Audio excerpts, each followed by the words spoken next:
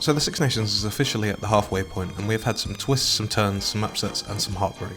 So at this midway point it's time to review the most competitive competition in world rugby, and it's time to look at the state of the Six Nations. Let's start with the Italians. They started off their Six Nations campaign with an unremarkable defeat to the Scots at Murrayfield, but towards the end of the game when they started playing with the ball a bit, they actually posed a threat to the Scots, with them instead of trying to outmuscle them, focused on keeping the ball alive and offloading. The result being they scored 3 tries at the end of the game to make the score a lot more respectable. They continued this playing style into their match against the Welsh, where they again had a very respectable scoreline, with them scoring 2 tries against the Welsh and denying them a bonus point, which in my opinion is a massive step in the right direction. Going into the Six Nations, everyone was talking about how easy it was going to be to beat them, and that this is a game that other teams should target to get a bonus point. And although the Irish did end up getting a bonus point against them, it was a hard fought game and wasn't the moral boosting romp that the Irish public were expecting, considering the strength of the squad they picked, with the Italians scoring 2 tries in the first half against the Irish and leading in the game at half time, with the Irish having to work extremely hard to get a win. I believe the Italians can hold their head up high and have a real chance of causing a defeat to the French if they bring that same dog and determination that they have in the last 3 encounters.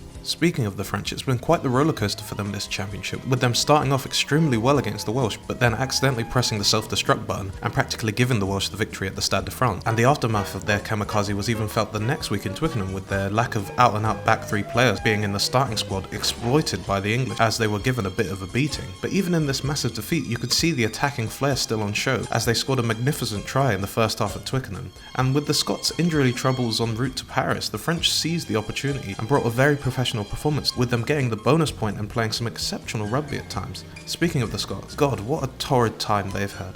After having their first game go very well from their point of view, despite the late Italy consolation scores, they then had a very good performance against Ireland in the first half, taking them to their limits, with only slight lapses in concentration and skills letting them down. But they ended up losing that game, and it wouldn't have been the end of the world for them, but then they had on top of that injuries to star man Stuart Hogg, and then in the week off, Finn Russell getting injured playing for his club in France. Then adding on to that a couple more injuries to boot.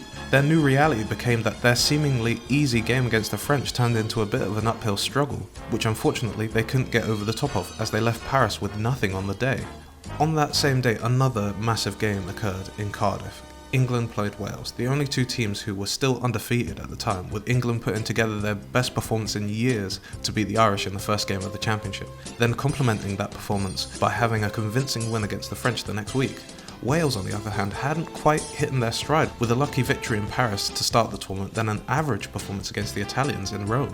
But if any game could get the Welsh out of their little purple patch, it was this one, England at home, with the game being won by the Welsh after a second half performance bordering on perfect, with it feeling like England barely came out of the blocks in the second half. This result has now opened up the door for Ireland, who have had an up and down championship, with the Irish media losing their shit after their loss against England at home, when in my opinion they didn't play badly at all, as well as the fact that they are still a very good team with the capability to literally beat anyone. But I feel like this result against England has stalled the team slightly, be it confidence or just the team's momentum in general. They don't seem 100%, but in my opinion that's fine, as that can be fixed if they beat Wales in their final game.